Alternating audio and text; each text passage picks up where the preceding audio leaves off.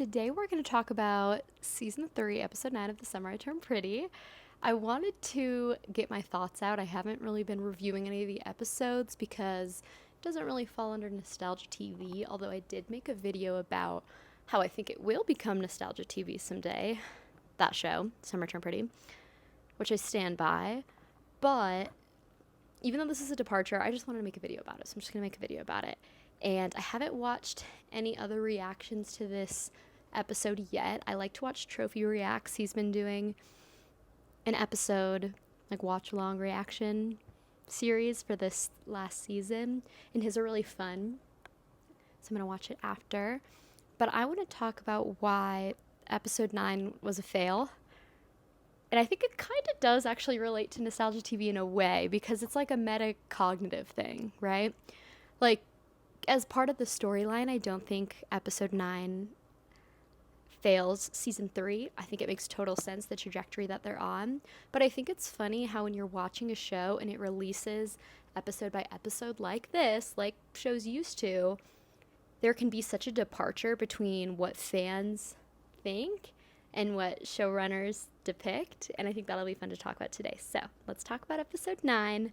Yeah, like I was saying before, I like Trophy Reacts because he's not like the most, like I wouldn't say he's not invested. He's like so invested. It's very fun to watch, but I feel like it's not like it's his show. So his commentary is so funny because a lot of the show is very silly and you can kind of see it through his outside perspective. But for me, this in a lot of ways is like, I mean, this is the show I've been like waiting for to come out each season. So I would say I'm really invested in it in that regard, even though I can still see like its silly elements, obviously. But because of that, I feel like I have a different perspective on why episode 9 is the way it is, whereas somebody who's not as like tapped into that will probably just look at it just in the context of the story. So let's talk. This episode starts with Belly getting on the plane to Paris. We all knew this was coming.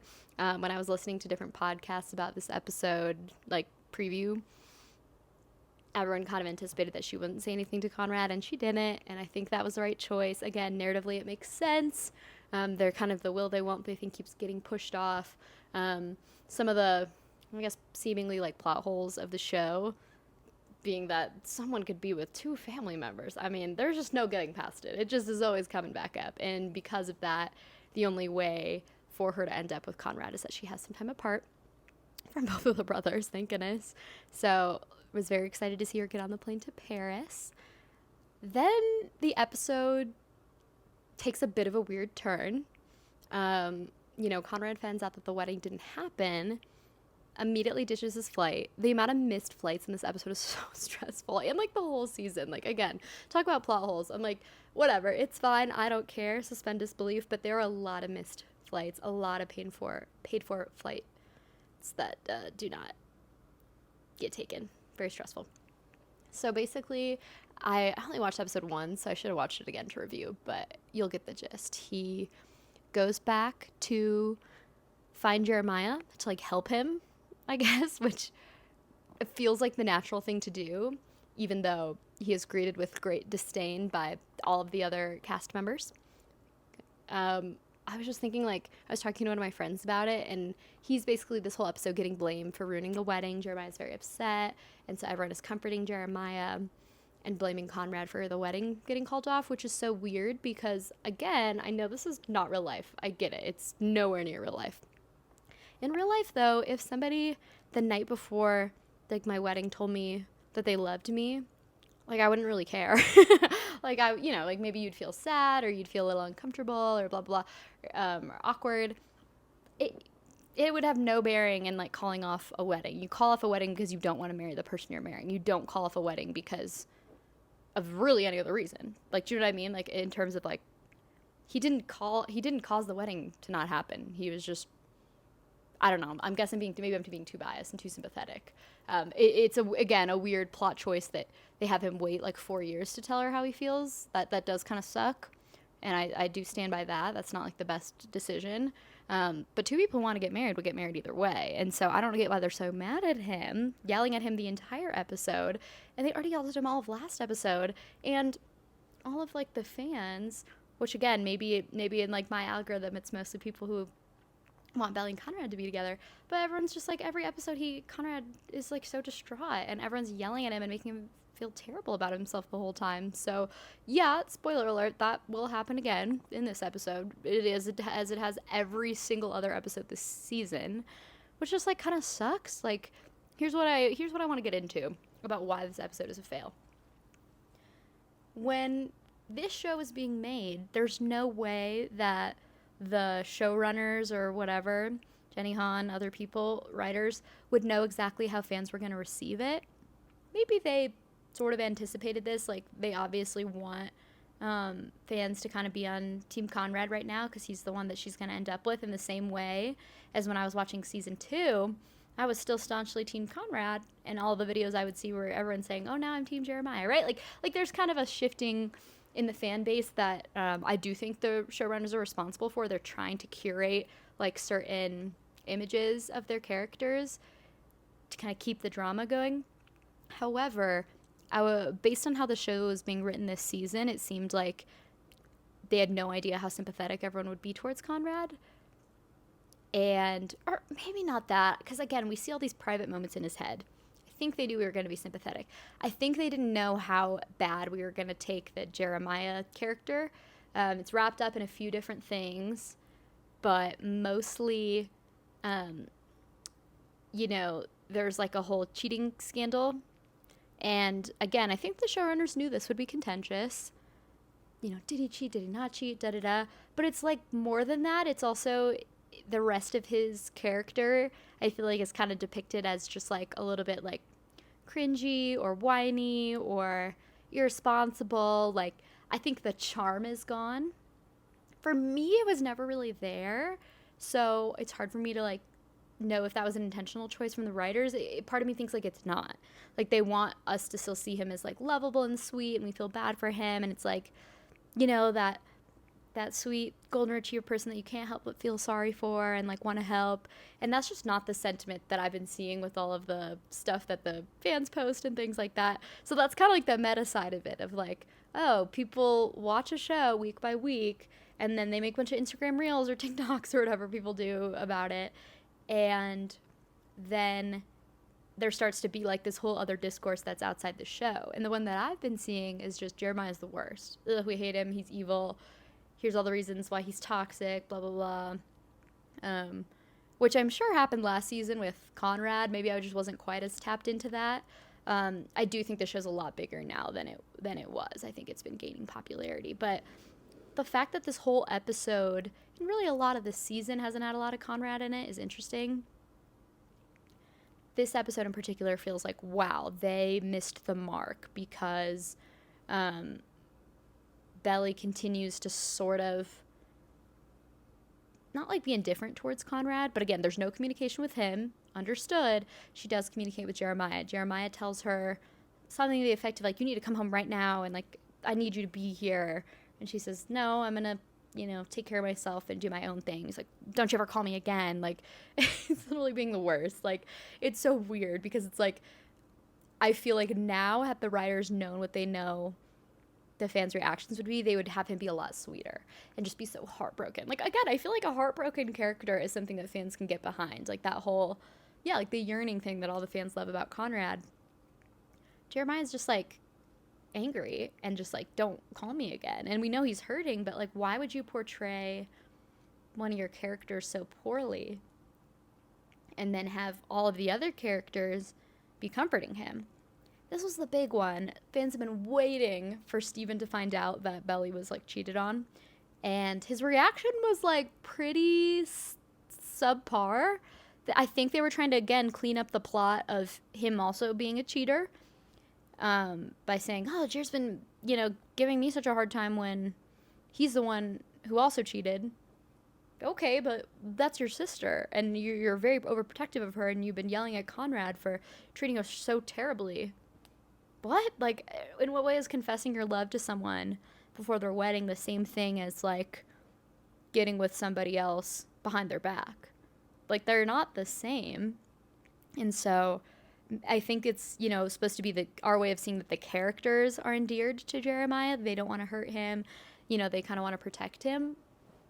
But, like, are we supposed to be feeling that? Because I just really don't feel that. I'm just like, he's, like, drinking and, like, just, drinking away his sorrows. And, like, again, I just feel like if they wanted us to be endeared to him, that's not how he would react, right? Like, that's just kind of, like, sad, but, like, a little bit pathetic and a little bit just, like, self-serving. I feel like if he really wanted to, like, get the girl back, or, like, if he was really supposed to be someone that we were rooting for, he would have responded a little differently. So I feel like we're stuck between the writers writing him in contrast to Conrad, because we're supposed to want to be Team Conrad, check, but then the writers writing the universe as if everyone else is kind of on Team Jeremiah. There's, like, a disconnect there. And I think had the writers known how strongly the fans were going to be against Jeremiah, they would have softened his character a little bit in this episode. And it would have been less of people yelling at Conrad and more of Jeremiah taking accountability, and kind of, there would have been, like, a little bit more, like, unspoken. And I know that a show like this is kind of supposed to have drama, and the episodes that have had less drama, I've, like, talked to people about it. I'm like, oh, I love this episode. And they're like, yeah, it was kind of boring. So there is this sense that if you're, like, kind of more of a casual viewer, you want to see all the explosiveness of, like, it's a silly teen drama.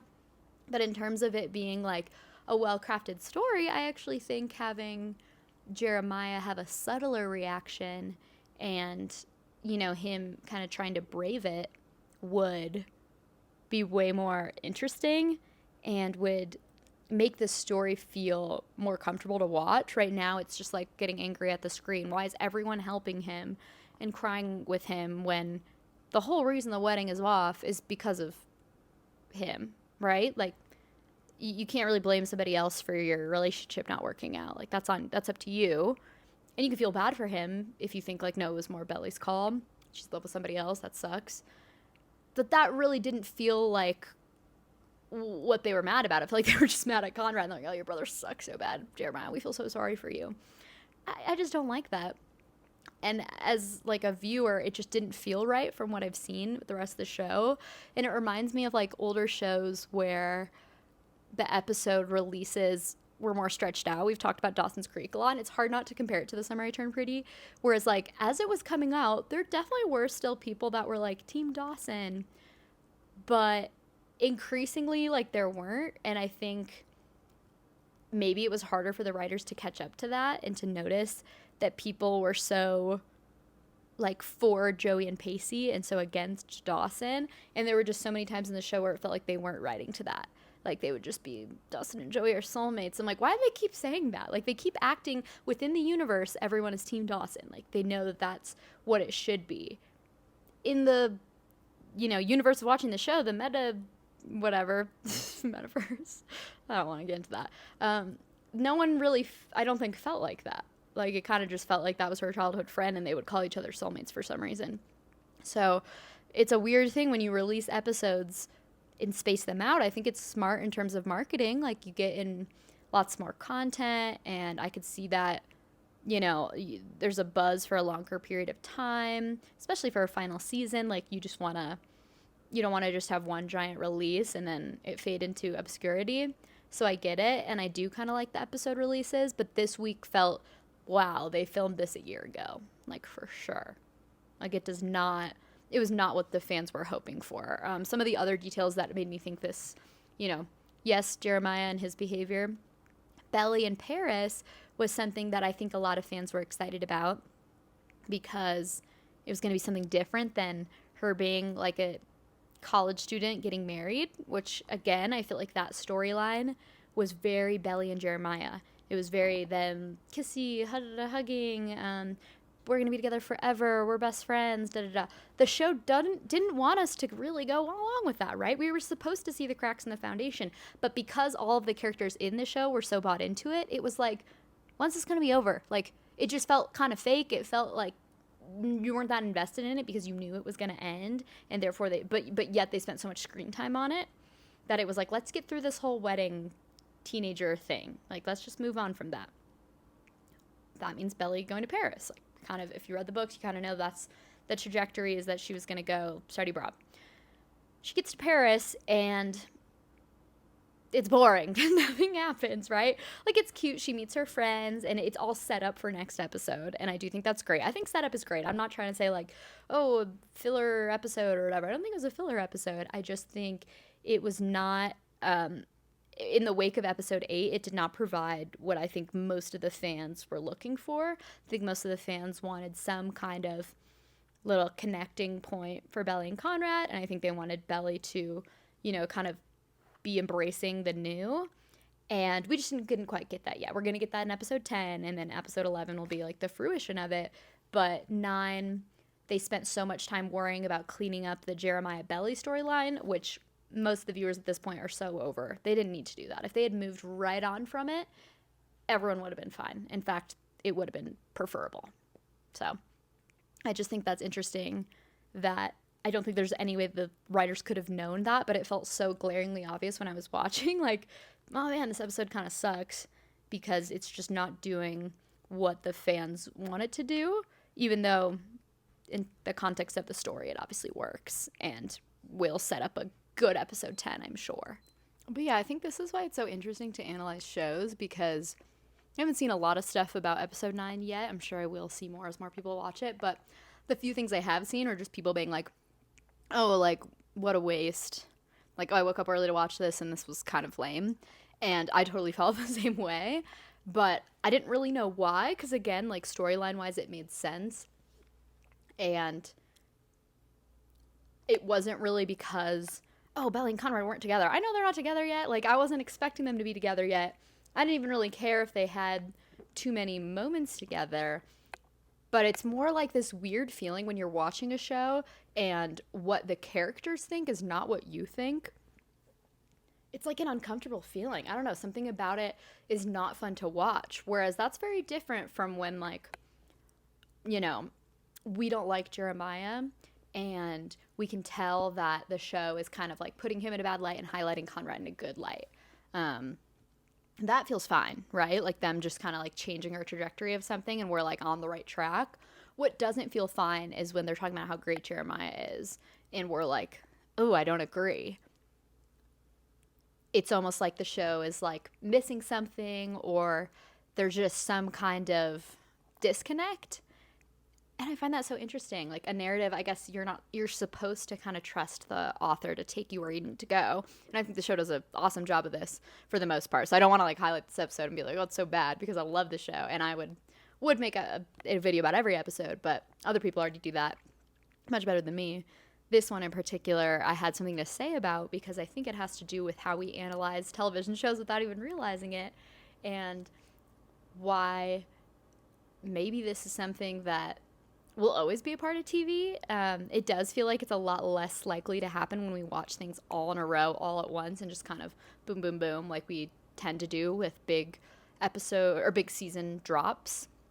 There tends to be less talking about each individual's character's arc. I think. I don't know if that's generalization, but that's kind of what I've noticed. And there's something cool about the interaction between the fans and the show and that back and forth. There's also something terrible about it, so I feel bad for, maybe all of the hate that some of the characters are getting as real-life actors. That should stop. However, it's kind of all a part of interacting with the show. Like, a show, you watch it, and you watch that narrative and absorb it, and whatever comes out, whatever your reaction is kind of that melding between the original story and how the viewer interprets it, and that can really change person by person. So what the writers intended may not be what the fans are taking away from this particular episode, and I find that really fascinating. So thanks for talking about The Summer I Turned Pretty Season 3, Episode 9.